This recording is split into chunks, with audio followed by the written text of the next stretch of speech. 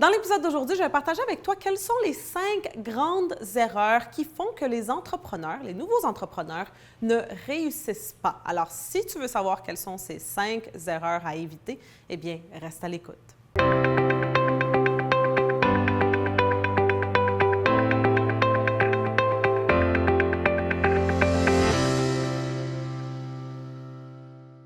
Ici Alexandra Villarroel-Abrego et je te souhaite la bienvenue à un autre épisode de AVA Coaching pour Business. Dans l'épisode d'aujourd'hui, je vais partager avec toi quelles sont les 5 grandes erreurs à ne jamais commettre en tant qu'entrepreneur, que tu sois un nouvel entrepreneur qui est en train de démarrer sa business ou un entrepreneur qui a été en affaires durant déjà des années. Ce sont 5 grandes erreurs qui peuvent vraiment détruire tes chances de réussir ou tes chances de réussir surtout sur la longue durée.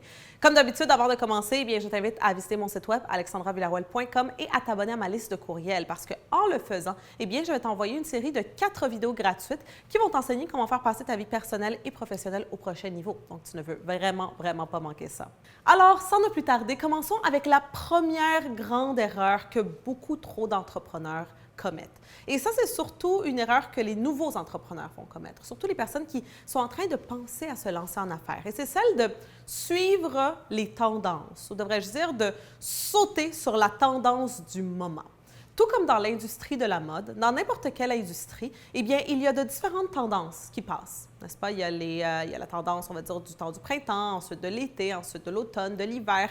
Et les tendances, année après année, vont changer. Dans l'industrie dans laquelle je suis, par exemple, le online marketing, au cours des 10 dernières années, parce que ça fait déjà 10 ans que je suis en affaires, eh bien, j'ai vu beaucoup de tendances passer. Donc, il y a une tendance qui arrive, il y a quelque chose qui devient comme à la mode, n'est-ce pas? Et tout le monde veut se lancer dessus. Et ils commencent à bâtir leur business sur une mode, sur une tendance, n'est-ce pas? Sur quelque chose qui est très passager. Et ça, c'est une très grande erreur.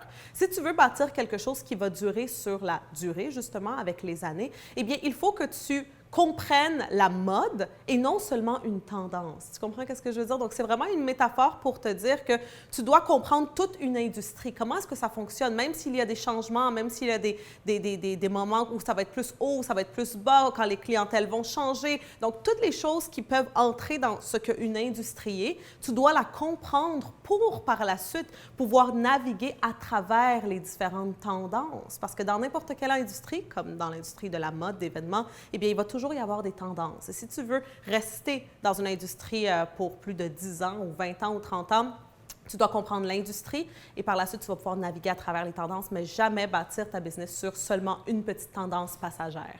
La deuxième grande erreur que beaucoup de gens commettent quand ils se lancent en affaires, beaucoup d'entrepreneurs vont commettre, eh bien, c'est de suivre les conseils de gens qui soit n'ont pas l'expérience ou soit n'ont pas l'habilité de comprendre ta situation et par quoi est-ce que tu es en train de passer. Laisse-moi t'expliquer, te donner un petit exemple. Je me souviens, il y a quelques années, j'avais une de mes étudiantes qui était venue me voir, m'avait engagée en tant que coach, puis elle m'avait expliqué que dans le passé, elle avait déjà engagé une autre coach, mais que ce n'était pas une nécessairement bonne expérience. Après l'avoir engagée, elle avait su finalement que cette coach qui enseignait aux gens comment se lancer en affaires et comment arriver à avoir la liberté financière de rien, donc elle disait commencer de rien puis ayez tout ce que vous voulez, eh bien cette personne-là, en réalité, son père était un homme multimillionnaire qui lui avait légué son entreprise.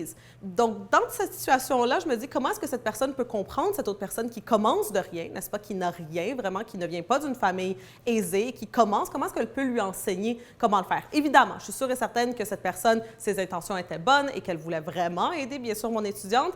Par contre, je pense que trop souvent, les personnes vont écouter les conseils de personnes qui soit n'ont pas l'expérience, ça fait juste quelques mois ou peut-être un an, qui sont en affaires, qui sont en train de naviguer sur une tendance, comme je disais il y a quelques instants, ou soit de personnes qui n'ont tout simplement pas l'habilité de comprendre quelle est ta situation et c'est comment de commencer, par exemple, de rien et bâtir quelque chose. N'est-ce pas? Quelqu'un qui ne va pas comprendre les difficultés que monsieur et madame tout le monde peut avoir, n'est-ce pas? Alors, je crois que c'est très important en tant qu'entrepreneur que tu choisisses les bons mentors, des personnes vraiment qui ont vécu des choses que toi, tu es en train de vivre pour qu'ils puissent t'aider à naviguer à travers les difficultés que ce cheminement d'entrepreneur peut amener dans ta vie. La troisième grande erreur que beaucoup d'entrepreneurs vont commettre, c'est de se lancer en affaires avec l'intention de prendre et non de donner. Qu'est-ce que je veux dire par là? C'est que beaucoup de personnes vont se dire « OK, je vais me lancer en affaires parce que je veux faire plein d'argent, puis je veux avoir la liberté que je veux, puis je veux vivre la vie de mes rêves. » Par contre, ils ne se demandent pas « OK, mais pour avoir ça, qu'est-ce que je vais donner moi? C'est quoi la valeur que je vais apporter au monde? Très souvent, il y a beaucoup de personnes qui, justement, vont commencer, exemple, dans mon industrie, dans le online marketing, ils vont dire, OK, je vais commencer à créer mon tunnel de vente, je vais créer mon produit, je vais faire ci, je vais faire ça, ils le lancent, puis là, ils se demandent pourquoi est-ce qu'il n'y a personne qui achète. Parce qu'il n'y a personne qui achète parce que tu n'as pas encore apporté de la valeur, tu n'as pas encore rien donné. Donc, je pense qu'en tant qu'entrepreneur, une des premières choses que tu dois penser à faire, que tu dois te demander, c'est comment est-ce que je peux apporter de la valeur dans cette industrie? Qu'est-ce que moi, je peux faire pour apporter? Et par la suite, ça va faire que, évidemment, tu vas pouvoir recevoir. Mais c'est très important de mettre plus ton emphase, ton focus sur comment donner que comment recevoir. La prochaine grande erreur que beaucoup d'entrepreneurs vont commettre, c'est de ne pas apporter de la nouvelle valeur à une industrie, en d'autres mots, de l'innovation. Donc ça, c'est un peu comme le dernier point. Par contre, cette fois-ci, c'est vraiment de, OK, tu vas apporter de la valeur, tu te dis, OK, je vais te donner, mais qu'est-ce que tu vas donner de plus? Quelle va être la chose qui va être nouvelle que tu vas donner? Dans beaucoup d'industries, de nos jours, on va voir beaucoup de gens qui vont tout simplement copier ce que d'autres personnes font. Donc, au lieu d'apporter de la nouvelle valeur, au lieu de faire quelque chose qui innove, créer de l'innovation dans une industrie, ils vont tout simplement reprendre la même chose, la même information, puis ils vont le repackager, comme on dit en anglais, d'une autre façon pour le revendre par la suite.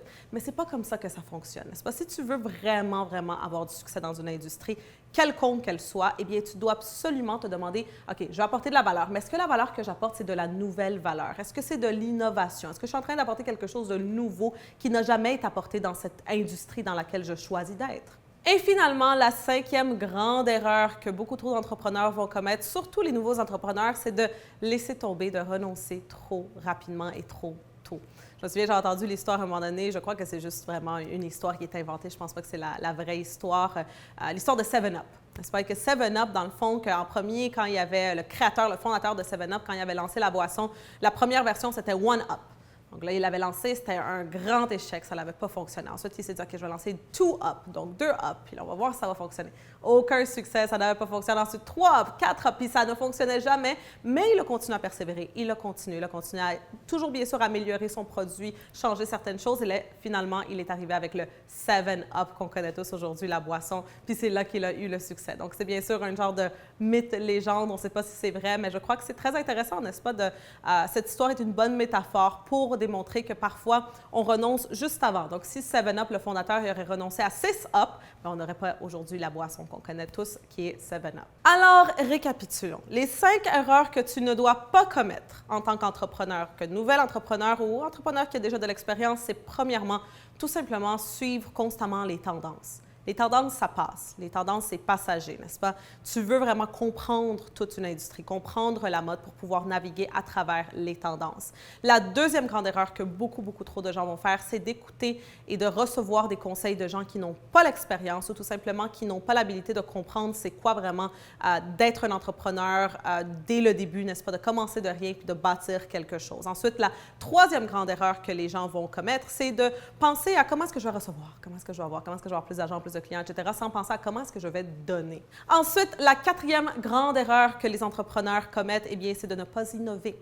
C'est de ne pas apporter de la nouvelle valeur dans une industrie. Tu ne peux pas tout simplement entrer dans une industrie avec la même chose, le même produit, le même service que déjà 10 000 personnes sont en train d'offrir. Non, tu dois créer quelque chose de nouveau, apporter de la nouvelle valeur dans une industrie. Et finalement, la grande erreur que beaucoup trop de gens commettent, eh bien, c'est de renoncer trop tôt dans le processus, donc de laisser tomber. Je crois que la grande clé à la réussite, dans n'importe quel domaine vraiment, c'est la persévérance, c'est de persévérer, c'est de continuer malgré les obstacles, malgré les moments difficiles, malgré même les défaites. Il faut toujours persévérer, surtout en tant qu'entrepreneur. Alors, c'est tout pour l'épisode d'aujourd'hui. J'espère que tu as apprécié. Si oui, n'oublie pas d'aimer, n'oublie pas de partager avec tous tes amis qui sont entrepreneurs et qui peut-être sont en train de penser à devenir entrepreneur. Tu peux aussi t'abonner pour de nouveaux épisodes à presque tous les jours ici sur Alexandra TV. Et bien sûr, laisse un commentaire en dessous. Laisse un commentaire pour nous dire est-ce qu'il y a d'autres erreurs que toi, en tant qu'entrepreneur, peut-être tu as déjà commis. Est-ce que dans ces erreurs, tu te reconnais peut-être? Donc, sois bien sûr honnête avec toi-même. Ça me fera un grand plaisir de te lire. Alors, c'est tout pour aujourd'hui, puis on se voit très bientôt.